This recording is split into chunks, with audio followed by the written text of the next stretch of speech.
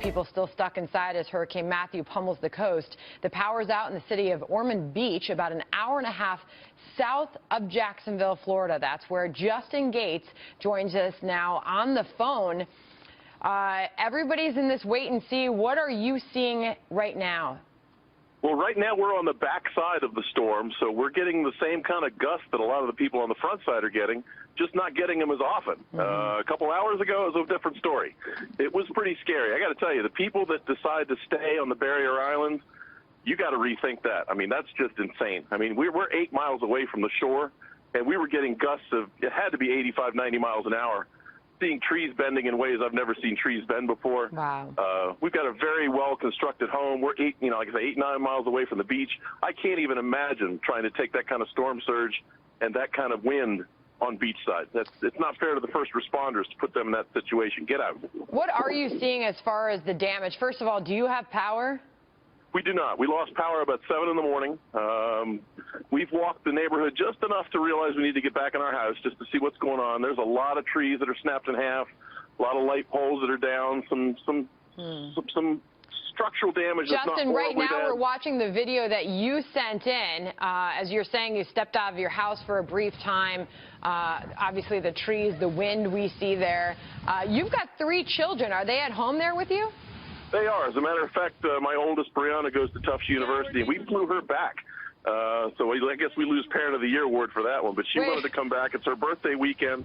And happy birthday, Brianna. You get to see the biggest storm that's hit Florida in my lifetime, that's for sure. Some people are probably saying, what were you thinking? Why did you decide to ride out this storm and fly your 18-year-old daughter home? You know, and that's a fair question.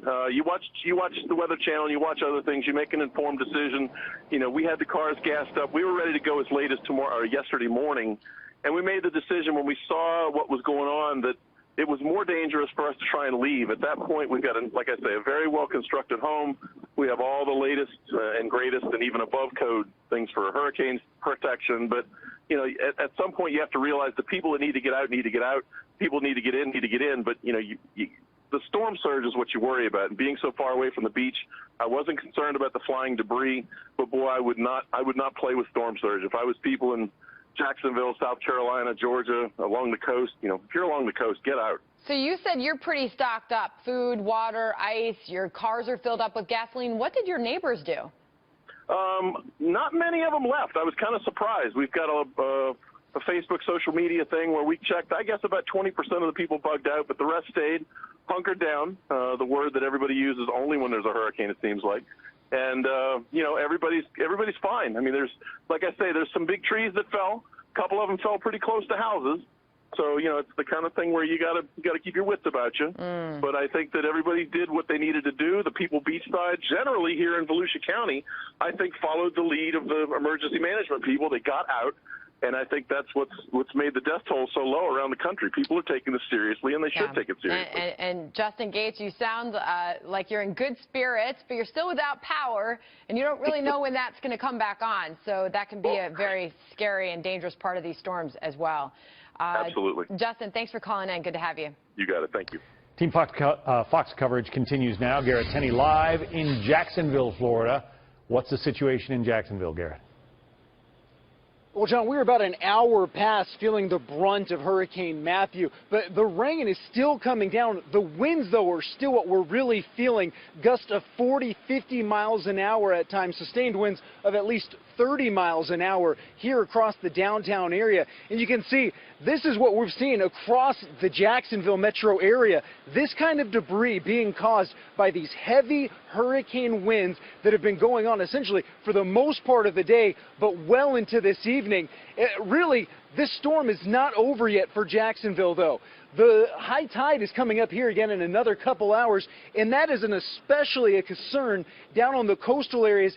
For instance, in Jacksonville Beach, not far from here, you can see this timeline video earlier today.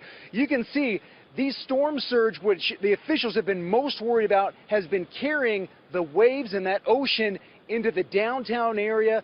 By late this afternoon and evening, the first 3 blocks of that city were entirely flooded. If you go a little further south from there in St. Augustine, late this afternoon, there's a bed and breakfast. You can see some video of there. about 20 folks were staying inside that bed and breakfast. They did not evacuate. The water started to creep up there to the first floor. Now, later on in the evening, that entire first floor was flooded. They had to move up to the second floor.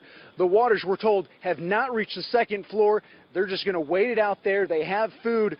Rescue teams are going to be working their way throughout the night. They're going to be very busy there, especially along all of these coastal cities along northeastern Florida, John.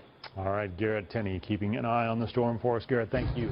In Florida, the folks are starting to clean up the mess Hurricane Matthew left behind as it moves north into Georgia and towards South Carolina. Phil Keating is in Melbourne Beach between Vero Beach and Daytona. Phil? John, up and down the barrier islands, the beach communities along Florida's Atlantic coast, tonight is a post-hurricane near total blackout in many neighborhoods. At many intersections, they've become four-way stops because the traffic signals are still not working. No reds, no yellows, no greens, but gradually and sometimes rapidly, the electricity is returning. The power grid is being resupplied, and that is a big sigh of relief for Florida's most populous central and southern coastal communities, because this hurricane could have been far, far worse. So again, a big sigh of relief. Along the Treasure Coast in Florida, well, numerous boats took a destructive beating, sinking down into the water. Now, before Matthew struck over the previous 3 days, boat owners desperately tied up their vessels to moorings, marinas, even to trees on mangrove islands tucked away on the western side of the island. And believe it or not, afterwards, for most of them, it worked, and their boats were spared and saved. So by far, the number of lost boats, downed trees, and damage to buildings and homes was isolated and far from the widespread damage we would expect to see from a Category 4 cyclone, this being the first major hurricane to hit the state in 11 years.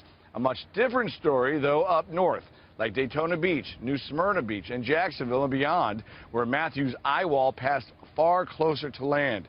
Hurricane-force winds and significant storm surge ripping apart scenic A1A and Flagler Beach. Clearly, that's going to take a long time to fix and once again enable residents and especially tourists to take in some of Florida's most scenic drives. But again, far, far better than feared. Now, tomorrow, there still remains a lot of downed tree debris across front yards stacked up along the streets. So even though many Floridians are very, very tired after a very long and loud howling night, they're going to have to spend Saturday and Sunday still doing a lot of work. But compared to what could have happened, John, and what was really forecast and expected with this Category 4, Floridians will take a weekend to clean up. Yeah, keeping that eye offshore was a big part of the puzzle here. What about power? I mean, how long is it going to take to get everything back to normal there where you are? Well, it appears to be taking far less time than it has in years past. I mean, in the past 11 years, since those devastating 2004-2005 hurricane seasons, Florida Power and Light and Duke Energy, the two major utilities that service Floridians, each invested billions and billions of dollars strengthening up their power grids in the state, burying lines as well as improving the security and the structural force that could be taken by the lines up on the poles. And so, let's say yesterday was tropical storm effects in Miami-Dade, hurricane effects in Palm Beach and Broward County. A total of about 25,000 to 30,000 people yesterday lost power, just 1% of the population, and that's quickly being restored. Now, the difference is, up the state, as you just mentioned, the eye wall closer to the coastline, bring in those hurricane winds, which extended 60 miles in all directions, further into the mainland. And so the forecast from the governor yesterday prior to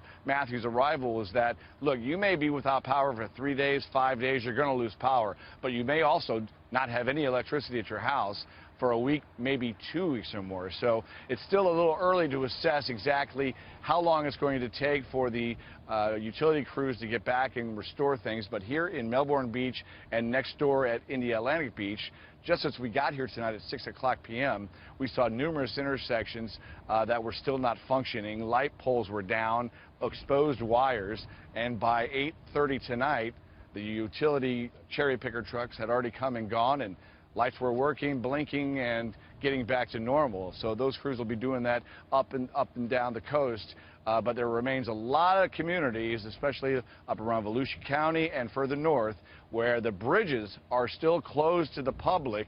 Of course, utility teams will be some of the first to get in there to try to start restoring power for the grid when the population returns. But there is a lot of damage to those barrier islands that really still has yet to be revealed, John. All right, Phil Keating joining us. Phil. Leland Vittert is with me, and he is with Senator Marco Rubio in Daytona Beach, Florida. Go ahead, Leland.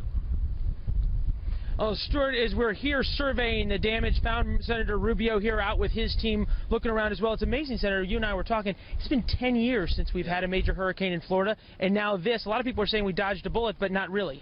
Well, certainly we did in terms of not getting hit by 140-mile-an-hour winds. But if you look behind us, this beach here in Daytona is a big part of our tourism sector. There's significant beach erosion that we're going to probably have to go and that is part of some supplemental funding measure and try to get some money to help fix in the long term, and some structural damage. We'll see, how significant it is when the right people get in. But yeah, we dodged that bullet. Now in northeast Florida, Jacksonville, Nassau County, where Fernandina Beach is, they're facing a very serious threat of flooding and storm surge that, even as we speak right now, very dangerous conditions. So much has been made about this storm by the federal government. President Obama holding briefings about it, talking about the federal assistance that's coming in. As you've talked to other state leaders, have you gotten a sense that there is enough federal assistance coming in? Well, FEMA's positioned and ready to act, and that I'm confident about. Craig Fugate, who runs FEMA, is from Florida. He was actually our emergency operations guy here during Jeb Bush's administration. So he understands these issues. But yeah, millions of people living within the path of a Category 4 hurricane, they responded appropriately. And I think once conditions improve, you're going to see them begin to respond in the places where they're needed. We only got about 30 seconds left, Senator, but I want to hit on this going forward. So often after these storms, we hear complaints from the residents. Hey, look, the media was here, elected representatives were here as the storm hit, promised a lot of help, and then it never really showed up. How are you going to ensure that this help, the help that is promised, is delivered? Well, and that's why it's so important we're here today, and that you guys are doing the coverage you're doing, so this can be documented, and so people can see the damage that's occurred. I saw you out taking pictures with your iPad. Yeah, again, I mean, the beach erosion stuff is important. People may not think about it in that way, but for these communities, this beach, these tourist sector is their lifeblood in many ways, and that damage is something that takes time to reverse, and it's usually not budgeted for. That's something you have to, like we did after Sandy and after recently with the floods in Louisiana, require additional intervention. Senator Rubio, appreciate your time, sir. Thanks so much. Stuart, back to you, as obviously the rebuilding effort here now begins as the winds die down. All right, Leland Vittert, thanks very much indeed. And to repeat, moments ago we heard and confirmed that there are 5 deaths in the state of Florida because of Matthew.